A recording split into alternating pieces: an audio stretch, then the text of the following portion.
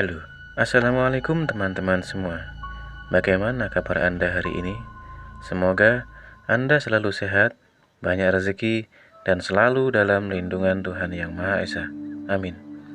Kembali lagi bersama channel Creepy Greeting, channel yang berisi tentang cerita horor, mistis, dan seram.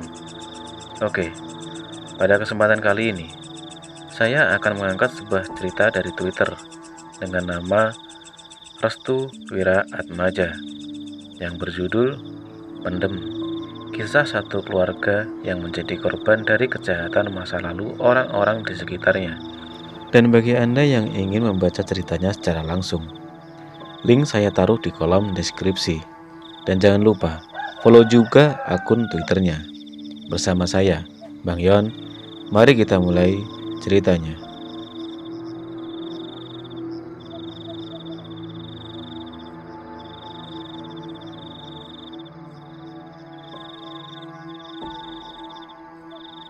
Pagi-pagi sekali Agung pergi ke rumah ibunya yang bernama Ibu Nani. Sebenarnya, jarak antara rumahnya dengan rumah ibunya agak jauh.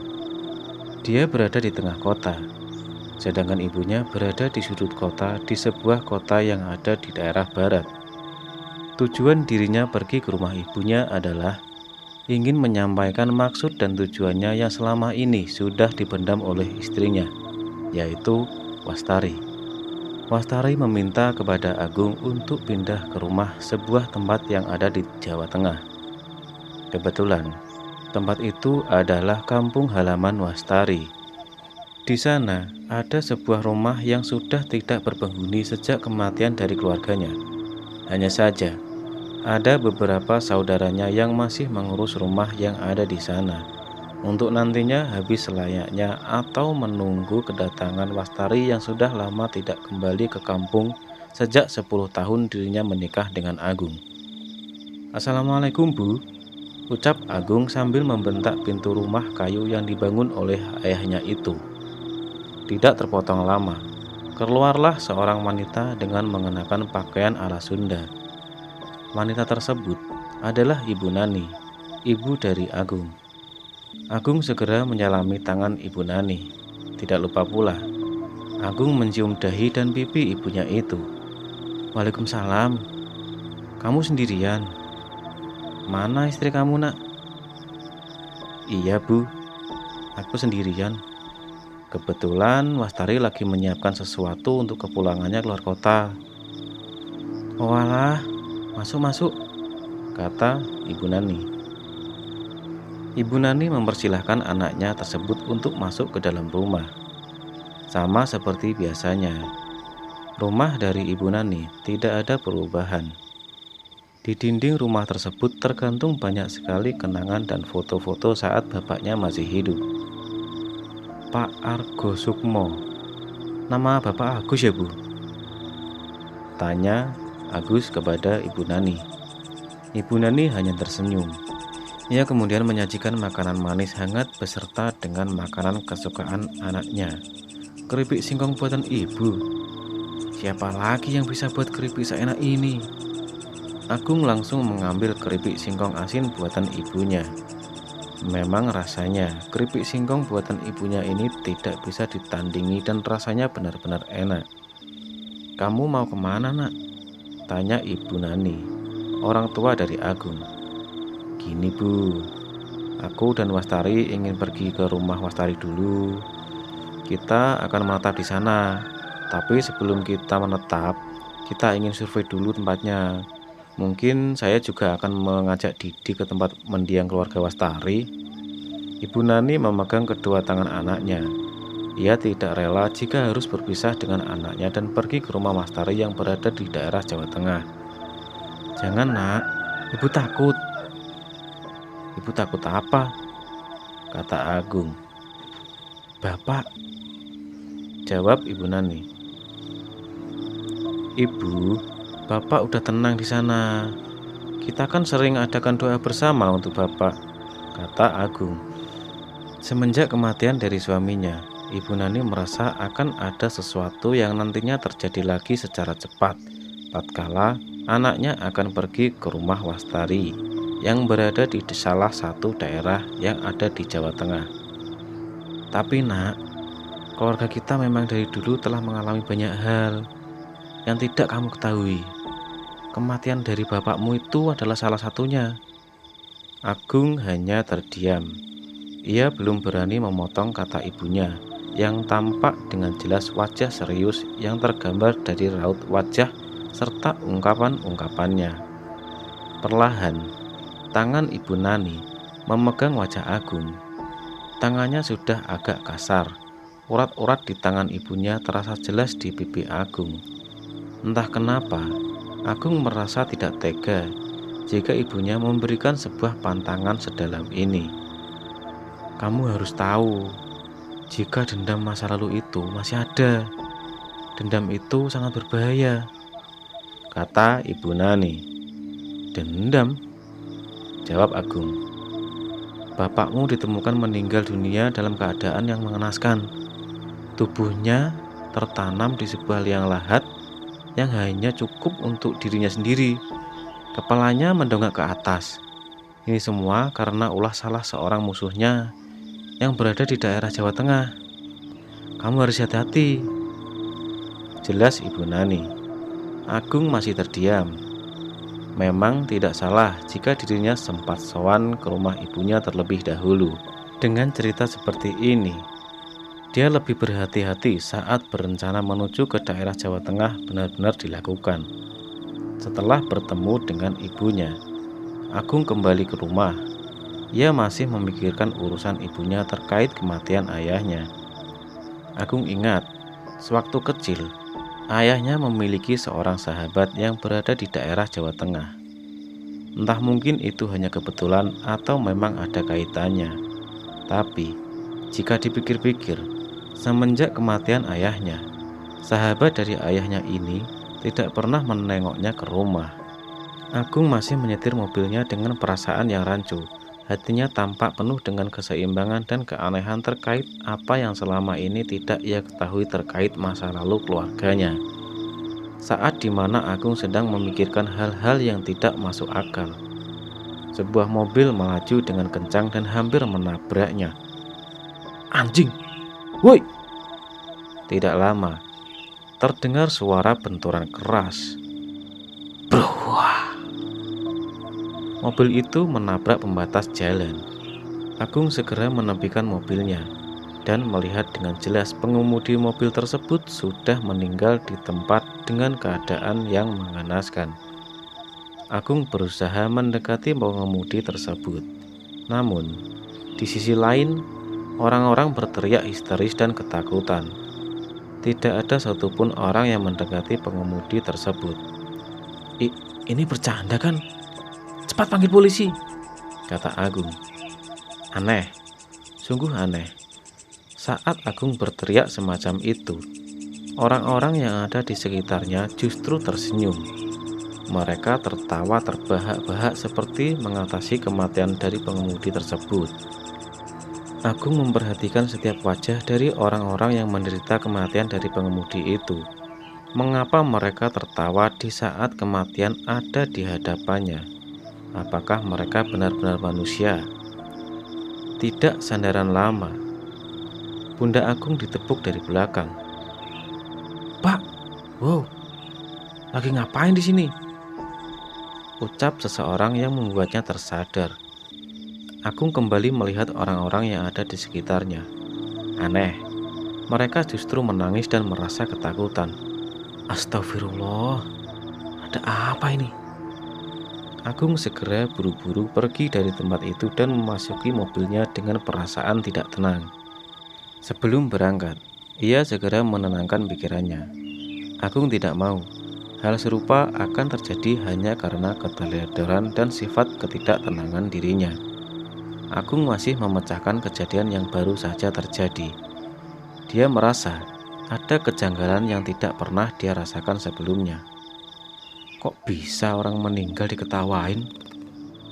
Namun, saat dirinya sedang menenangkan diri, tiba-tiba dari jok belakang terdengar suara tawaan kecil seorang laki-laki. Agung kaget mendengar suara tawaan itu. Ia kemudian melihat area jok belakang lewat kaca spion. Terlihat jelas seorang pengemudi dengan leher yang sudah patah sedang duduk di jok kursi bagian belakang. Pengemudi yang baru saja mengalami kecelakaan dan meninggal di tempat itu sedang tersenyum ke arah Agung. Astagfirullah. Agung langsung menoleh ke arah belakang. Akan tetapi, sosok yang dimaksud sudah tidak ada. Agung merasa jika dirinya sudah merasakan hal-hal yang janggal sejak bertemu dengan ibunya itu. Ia kemudian menghela nafas sejenak, sembari menenangkan diri. Agung segera meninggalkan tempat dan menuju ke rumah untuk bersiap-siap melakukan perjalanan menuju Jawa Tengah.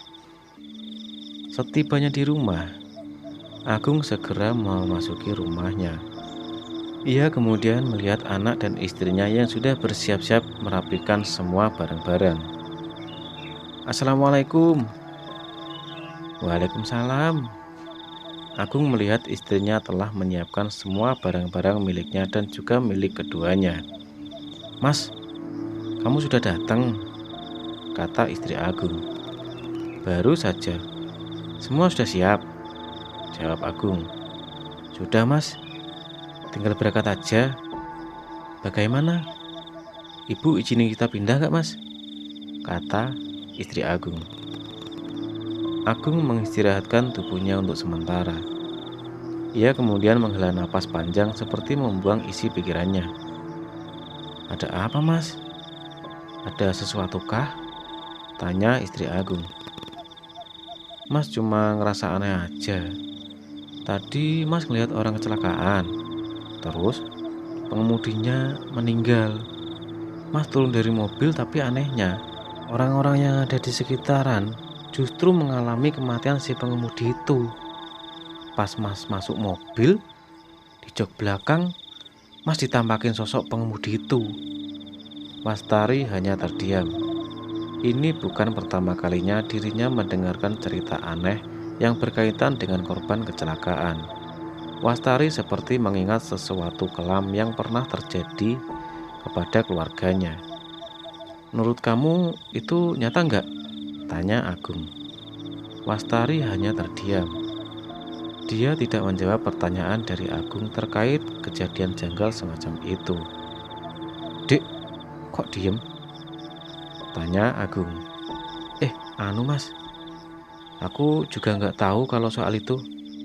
Soalnya siapa tahu itu ada sosok yang menyerupai si pengemudi yang udah meninggal, kata istri Agung. Agung hanya mengangguk paham. Dirinya sedikit mengetahui hal-hal aneh yang terjadi di sekitarnya secara bertahap, mulai dari yang masuk akal sampai hal yang tidak masuk akal seperti yang baru saja terjadi.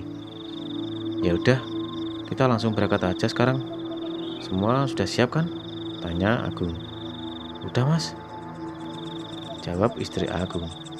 Mereka pun bersiap-siap untuk berangkat ke sebuah desa yang ada di Jawa Tengah. Desa yang menjadi tempat tinggal Wastari beserta dengan keluarganya. Siang itu, satu orang keluarga mendatangi sebuah rumah yang telah terpampang jelas di hadapannya bertuliskan, rumah ini dijual. Wastari dan suami, yaitu Agung, mendatangi sebuah rumah yang menjadi tempat tinggal keluarga Wastari dulu. Ini rumahnya, kata Agung. Iya mas, tapi kok ada tulisan dijual ya? Jawab istri Agung. Loh, emangnya rumah ini tadinya gak dijual? Kata Agung. Saya nggak tahu mas, semenjak bapak dan ibu meninggal, rumah ini dijaga sama Wak Salim. Dia itu adik dari bapak, jawab istri Agung. Agung bersama dengan istri dan putranya segera memasuki rumah. Lalu dia melihat seorang laki-laki tua sedang menyapu halaman rumah. Assalamualaikum, permisi. Lelaki tua itu masih melanjutkan pekerjaannya dengan menyapu halaman per setiap sudut di rumah tersebut. Ia tidak memperdulikan ucapan salam yang telah dilontarkan oleh Wastari. Itu warga sini ya? Tanya Agung. Gak tahu mas, aku lupa wajahnya. Kita masuk aja kali ya? kata istri Agung. Mereka pun akhirnya masuk ke halaman rumah karena orang yang berada di dalam rumah tidak menghiraukan panggilan salam dari Wastari. Saat mereka mendekati orang yang sedang menyapu halaman, Wastari kembali memikirkan salam dari dekat. "Assalamualaikum, Pak." Orang itu masih terdiam. Dia tidak menjawab apapun. Sepertinya orang itu memang benar-benar menghiraukan panggilan salam dari Wastari. "Maaf mengganggu, Pak. Saya Wastari, anak dari Pak Burjo dan Ibu Martina. Saya mau bertemu dengan Wak Salim. Apakah Wak Salim ada di rumah ini, Pak?" tanya Wastari. Orang itu masih terdiam. Dia tetap menyapu halamannya dan menghiraukan kalimat yang diarahkan oleh Wastari. "Maaf, Pak. Apakah Bapak kenal Wak Salim?" Tiba-tiba, orang itu menghentikan sapunya dan memikirkan jawaban yang begitu mencengangkan. "Nang opo kamu balik rene?" Yang artinya, "Kenapa kamu pulang ke sini?" Wastari terdiam saat orang itu menghadapkan wajahnya ke arah Wastari. Ia langsung mengingat sesuatu. "Wak Salim? Mulai jari nih," yang artinya, "Pulang, jangan kesini." "Wak, Wastari minta maaf kalau semisal bapak dan ibu meninggal, Wastari nggak pulang ke rumah." Wastari pun menyodorkan tangannya untuk meminta maaf. Akan tetapi, orang yang disebut-sebut sebagai Wak Salim itu terus menolak tangan Wastari sambil mengucapkan kalimat yang sama. "Mulya aja rene," yang artinya, "Pulang sana, jangan kesini." Wastari pun terus-menerus memohon kepada Wak Salim untuk menguatkan dirinya.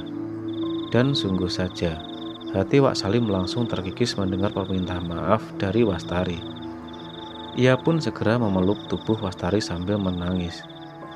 "Aku capek, Ndu, aku capek," kata pria itu. "Wak, maafin Wastari," kata istri Agung. Wak Salim hanya mengangguk. Ia mengikhlaskan semua yang telah terjadi, termasuk dengan kesalahan dari Wastari yang tidak datang menghadiri pemakaman kedua orang tuanya. Didi, anak dari Agung dan Wastari, hanya memeluk tubuh bapaknya. Ia menangkap sebuah bayangan putih yang sedang menengok dari arah pepohonan belimbing. "Pak, itu siapa? Kok nengok-nengok dari pepohonan?" kata Didi. "Siapa memangnya?" kata Agung. "Gak tahu, Pak." Agung meminta kepada Didi untuk tidak melihat ke arah situ lagi. Didi pun hanya memeluk tubuh bapaknya dengan penuh ketakutan. Di dalam rumah tersebut, Wak Salim tinggal sendirian. Setiap harinya, ia membersihkan halaman depan seorang diri. Saat itu, saat kedua orang tuamu meninggal, tidak banyak warga yang mau memakamkannya. Katanya, kematian dari kedua orang tuamu sangat aneh. Jelas Wak Salim. "Aneh kenapa, Wak?" tanya Wastari. Wak Salim mempersilahkan kepada Agung dan yang lainnya untuk menyeruput teh hangat buatannya sendiri. "Silakan diminum dulu." "Terima kasih, Wak," ucap Agung. "Oh iya, Wak, ini suamiku. Namanya Agung. Kali yang ini anakku. Namanya Didi." Wak Salim hanya tersenyum melihat keluarga utuh dari Wastari. Saya tidak menyangka jika keponakannya ini sudah memiliki keluarga yang utuh dan terlihat bahagia. "Wastari, nama kamu selalu disebut-sebut oleh kedua orang tuamu sebelum meninggal." Jelas Wak Salim dengan raut wajah yang penuh keseriusan. Wastari dan lainnya hanya menyimak perkataan dari Wak Salim, sembari melihat ke sekitaran rumah yang benar-benar terlihat sangat kotor. Wajar, rumah ini jarang sekali dibersihkan. Wak Salim hanya membersihkan bagian depan rumah. Umurnya yang sudah terlihat tua, benar-benar tidak mampu untuk membereskan seisi rumah secara total. Malam itu aku ingat saat ada bola api yang mengelilingi rumah ini. Sebanyak belasan kali, para warga juga melihat dengan jelas jika bola api itu memutari rumah ini. "Bola api?" tanya Wastari. "Banaspati namanya. Dia adalah media santet yang dipergunakan untuk menyerang keluarga ini. Namun belum cukup sampai di situ. Penderitaan yang mengerikan tatkala kedua orang tuamu ingin dikuburkan," kata Wak Salim. Wastari genggam kedua tangannya. Ia sempat tertarik emosi dengan cerita yang dipaparkan oleh Wak Salim kepadanya. Tanah kuburan tempat keduanya ingin dikubur penuh dengan air. Kedua jasad orang tuamu tidak boleh dikuburkan dalam keadaan terlentang, melainkan harus dipendam atau dikubur dalam keadaan berdiri, jelas Wak Salim kepada Wastari. Wastari pun langsung menundukkan kepalanya. Ia tak sanggup lagi mendengarkan semua kata yang dipaparkan oleh Wak Salim. Sedangkan Agung, ia merasakan ada kejanggalan terkait kata-kata yang dipaparkan oleh Wak Salim.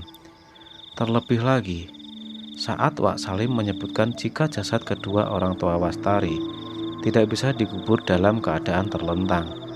Lantas, bagaimana caranya untuk menutupi kedua mayat yang terkubur dalam keadaan berdiri itu? Tapi, apakah kedua jasad tersebut benar-benar dikubur dalam keadaan berdiri sampai saat ini? Tanya Agung. "Iya, mereka harus dikuburkan dalam keadaan berdiri. Tidak boleh terlentang atau menghadap ke arah barat," kata Wak Salim. "Kenapa harus seperti itu?" kata Agung. "Jika tidak dilakukan seperti itu, maka serangan santet selanjutnya akan mengarah ke keturunan yang lain." Tiba-tiba hujan turun dengan derasnya. Kilat memecahkan suara dengan kencang di luaran. Didi segera memeluk tubuh ayahnya karena merasa ketakutan. Ia takut bukan karena suara petir, yang suaranya membuat jantung menjadi berdetak dengan kencang. Dari luaran rumah, Didi mendengar suara aneh yang suaranya sendiri seperti suara sesuatu yang dibenturkan pada benda padat. Wak Salim menatap wajah Didi yang ketakutan. Wak Salim menyadari jika Didi mendengar suara aneh yang berasal dari luaran. Di desa ini, suara aneh seperti itu sering terjadi. Jangan takut. Suara itu akan hilang kalau hujannya sudah selesai, jelas Wak Salim. "Itu suara apa?" tanya Didi. "Suara kodok," jawab Wak Salim. "Kok bunyinya aneh?" kata Didi. "Kodok di sini memang beda-beda bentuknya. Makanya setiap kodok punya suara yang unik-unik. Nggak semuanya punya satu suara," jelas Wak Salim. Agung masih melihat istrinya yang sedang bersedih tatkala Wak Salim menceritakan dengan detail kematian kedua orang tuanya. "Kalian pasti capek kan? Kalian bisa istirahat dulu. Nanti kalau sudah siap, kalian bisa ambil semua barang-barang kalian dan pindah ke sini," jelas Wak Salim. Salim pun pergi meninggalkan mereka bertiga. Agung masih bertanya-tanya terkait semua cerita yang dipaparkan oleh Wak Salim kepadanya. "Jadi bagaimana? Mau tetap tinggal di sini?" tanya Agung kepada Wastari. "Aku masih belum tahu, Mas. Aku juga kaget terhadap cerita yang baru aja Wak Salim ceritakan. Selama ini bapak dan ibu dikenal baik sama semua warga," kata istri Agung. "Aku juga agak aneh dengan ceritanya," kata Agung. Didi kemudian melepaskan pelukannya. Ia berjalan ke arah luar pintu. Hujan di luaran masih sangat deras. Didi penasaran dengan suara kodok yang dikatakan Wak Salim. Mengapa bunyinya masih terus ada? Didi pun perlahan membuka gorden jendela. Jantungnya mulai berdegup kencang. Mulutnya mendengus ludah sendiri. Bulu kuduknya mulai berdiri. Entah kenapa, Didi merasa hawa merinding yang begitu jelas. Saat dimana dirinya melihat luaran rumah, sayup-sayup, Didi melihat ada sosok aneh yang sedang berdiri tepat di dekat pohon belimbing. persis saat di mana dirinya melihat sosok wanita menggunakan kain serba putih. Didi melihat dengan jelas sosok tersebut sedang membenturkan kedua tangannya yang sudah menjadi tulang belulang. Wajahnya yang tidak bisa diketahui dengan jelas. Rambutnya benar-benar menutupi seluruh wajah dan posisinya sedang menutupi ke bawah sambil membenturkan kedua tangannya secara perlahan-lahan. Lalu dihasilkanlah bunyi-bunyian seperti yang ia dengar. Tek, tek, tek. Didi langsung menutup gorden saat sosok tersebut mulai menggerakkan kepalanya. Ia yakin jika yang baru saja dilihatnya adalah bukan manusia. Didi pun berjalan ke arah ayahnya. Ia kembali memeluk ayahnya dan meminta untuk segera pulang dari rumah ini. "Ayo pulang, aku takut," kata Didi. "Takut apa? Kamu lihat apa?" kata Agung. "Ada setan ya?" kata Didi. "Di mana?" jawab Agung. "Dekat pohon belimbing." Didi segera menunjuk ke arah luaran. Ia baru saja melihat sebuah penampakan aneh yang merupakan sumber dari suara seperti kodok yang dikatakan oleh Wak Salim. Agung pun segera menuju ke gorden jendela, diikuti oleh Wastari yang juga penasaran dengan apa yang baru saja dilihat oleh Didi barusan. Saat mereka membuka gorden, mereka melihat Wak Salim sedang mengambil kodok di dekat pohon belimbing. Lalu, begitu juga Wak Salim langsung menengok ke arah mereka yang sedang mengintip dari dalam rumah sambil tersenyum lebar. "Lihat, itu Wak Salim lagi nangkep kodok," kata Agung. Wak Salim pun berjalan ke arah pintu bagian depan rumah. Agung segera membuka pintu tersebut meski hujan di luaran masih besar. "Nih kodoknya," teriak Wak Salim. Didi langsung melihat kodok yang ditangkap oleh Wak Salim. Perlahan, Wak Salim menekan perut kodok tersebut hingga mengeluarkan bunyi-bunyian yang hampir mirip. Tet, tet, tet. Wak Salim hanya tersenyum kepada Didi. Ia kemudian mengatakan sesuatu kepada Didi terkait suara-suara yang dimaksud. "Itu suara kodok, suaranya gitu bunyinya." Namun tidak berselang lama, Didi menangkap suara lain yang suaranya berbeda dengan suara kodok yang baru saja ia dengar. Tek, tek, tek. Didi pun segera memegang tangan ayahnya. Agung merasakan ada keanehan yang dialami oleh Didi saat itu. "Itu suara kodok, Dik," jelas Agung. Didi hanya menggeleng-gelengkan kepalanya. Ia tahu betul perbedaan suara kodok dengan suara yang baru saja ia dengar. Tidak berlama-lama, Didi melihat ke arah pohon belimbing tempat di mana Wak Salim mengambil beberapa ekor kodok di sana. Suara itu terus berbunyi di saat sosok wanita dengan rambut yang menutupi kepalanya sedang membenturkan kedua tangannya secara bersamaan. Didi langsung berlari ke dalam rumah. Agung segera mengejarnya. Sedangkan Wastari, ia menanyakan apa yang terjadi kepada Didi barusan. "Wak, anakku kenapa?" kata Wastari. "Kapan anakmu lahir?" jawab Wak Salim. "Maksudnya, weton anakmu apa?" kata Wak Salim. "Selasa Kliwon." "Kenapa emangnya, Wak?" jawab istri Agung. Selasa Kliwon itu adalah weton yang dipergunakan oleh orang-orang yang memiliki ilmu hitam untuk dijadikan sebagai tumbal pesugihan. Penjelasan dari Wak Salim tersebut akhirnya menutup cerita part 1 kali ini. Kita akan bertemu kembali di episode part 2 berikutnya. Jadi, tetap tonton terus channel Creepy Greeting agar Anda tak ketinggalan cerita horor dan seram lainnya. Saya, Bang Yon, pamit undur diri. Assalamualaikum warahmatullahi wabarakatuh.